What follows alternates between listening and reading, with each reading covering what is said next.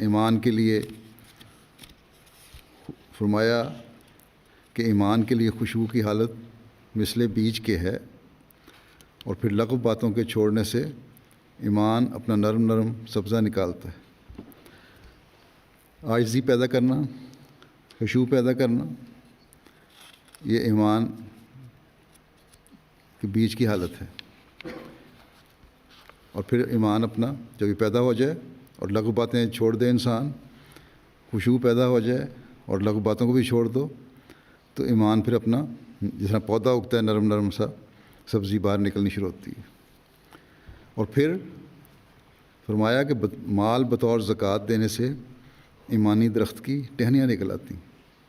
پھر جو مالی قربانیاں کرتے ہیں، زکوٰۃ دیتے ہیں، اللہ تعالیٰ کی راہ میں خرچ کرتے ہیں، وہ اس پودے کو بڑھاتی ہیں مزید، اور اس کی ٹہنیاں نکلنی شروع ہو جاتی ہیں، جو اس کو اس قدر مضبوط کرتی ہیں، جو اس کو کسی قدر مضبوط کرتی ہیں، کچھ تھوڑا سا مضبوط ہو جاتا ہے درخت۔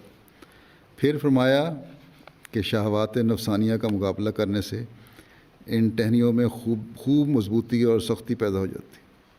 اور جب انسان کے دل میں شہوات پیدا ہوتی ہیں، گندی خواہشات پیدا ہوتی ہیں، نفس کی خواہشات پیدا ہوتی ہیں، برائیوں کی طرف توجہ پیدا ہوتی ہے، اور ان کا مقابلہ انسان کرتا ہے اور ان کو دبا دیتا ہے، نہ کہ ان کو کرنے لگ جائے۔ جب ایسی حالت ہو، جب ان کو دباتے ہو، تو پھر یہ جو ٹہنیاں نکلی ہوتی ہیں درخت کی، ان میں سختی اور مضبوطی پیدا ہو جاتی ہے اس سے، جب انسان اپنے نفس کو مارتا ہے۔ اور پھر فرمایا کہ اپنے عہد اور ایمانتوں کی تمام شاخوں کی محافظت کرنے سے درخت ایمان کا اپنے مضبوط تنے پر کھڑا ہو جاتا ہے۔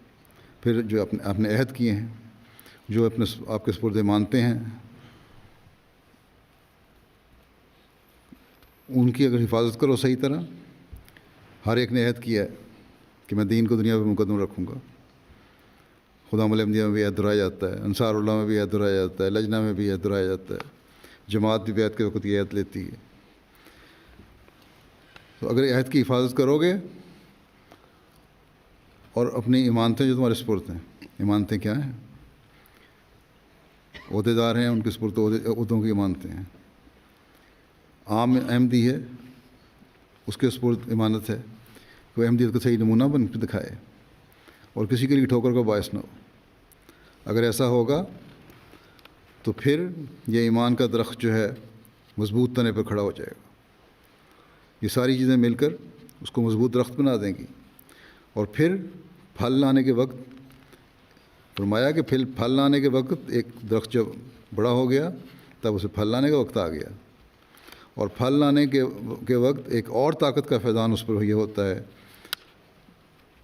ایک اور طاقت کا فیضان اس پر ہوتا ہے، کیونکہ اس طاقت سے پہلے نہ درخت کو پھل لگ سکتا ہے نہ پھول۔ پھر جب ایسا مضبوط ہو جائے تو پھر اللہ تعالیٰ کے فضل بھی نازل ہوتے ہیں، اور پھر اللہ تعالیٰ اس درخت پر پھل لگاتا ہے، وہ اللہ تعالیٰ کے فیض سے فیض پاتا ہے۔ بس ہمیں عاجزی بھی پیدا کرنے کی ضرورت ہے، کیونکہ اسی سے ہم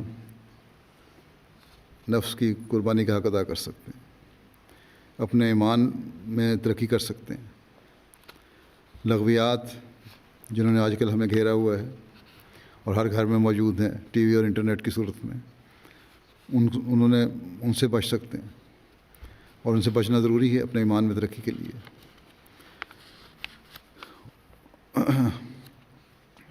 اور تبھی ہم پھل پھول لانے والی شاخیں بن سکتے ہیں اللہ تعالیٰ کے فضل سے، اور اپنی بھی اور اپنی نسلوں کی بھی دنیا و آخرت سنوارنے والے بن سکتے ہیں۔ اولاد کو بھی اپنی اطاعت سکھائیں گے، عہد وفا کیا